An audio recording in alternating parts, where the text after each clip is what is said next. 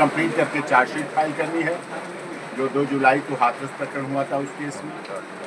और दूसरा जो माननीय जिला जज साहब के यहाँ उसमें एक एक्यूज यूपीपी है उपेंद्र यादव। उपेंद्र यादव ना तो घटनास्थल में थे 2 जुलाई को और ना ही कमेटी के आयोजन समिति में हैं। उपेंद्र यादव वो 2 जुलाई को शिकोहाबाद थे।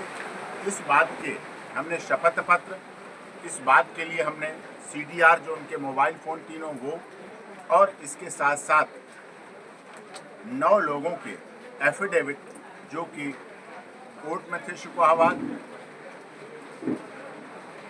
कलेक्ट्रेट में थे, और साथ में A1 जो मोटरसाइकिल की एजेंसी है वहाँ पर उपेंद्र यादव गए हुए थे।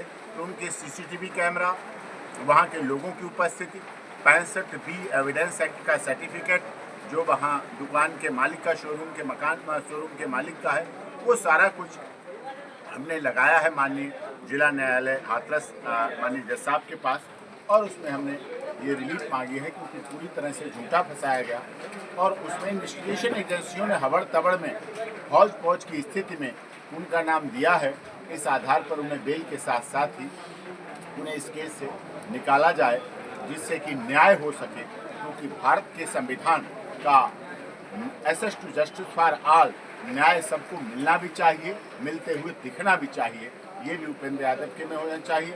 और यहाँ भी माननीय नए जज साहब आए हैं, CJM साहब, उनके सामने पहली बार केस पेश हुआ था, पिछली बार जज साहब छुट्टी पे थे, तो आज नए जज साहब आए, वहाँ भी हमने अपनी बातें जो थी सारी रख दी कि हम ही आयोजन करता, हम ही ने दरी बिछाई, हम ही ने टेंट लगाया, हम ही ने सामियाना लगाया, हम ही ने जल व्यवस्था की, हम ही ने पार्किंग की, हम ही ने मंच बनाया, हम ही ने माइक बनाया, हम ही अपनी गाड़ियों पर लेकर आए थे सत्संग सुनने वालों को, हमारे परिवार के लोग थे, उन्हीं की मृत्यु हुई और हमारे ही लोगों को हमें ही मुलजिम बनाया गया।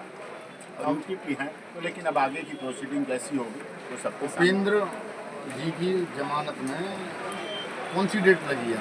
अब उसमें 21 सितंबर दी है डेट, जिसमें वेरिफिकेशन के लिए कहा गया है, केस डायरी और सारे डॉक्यूमेंट वेरिफिकेशन करके आगे दिए।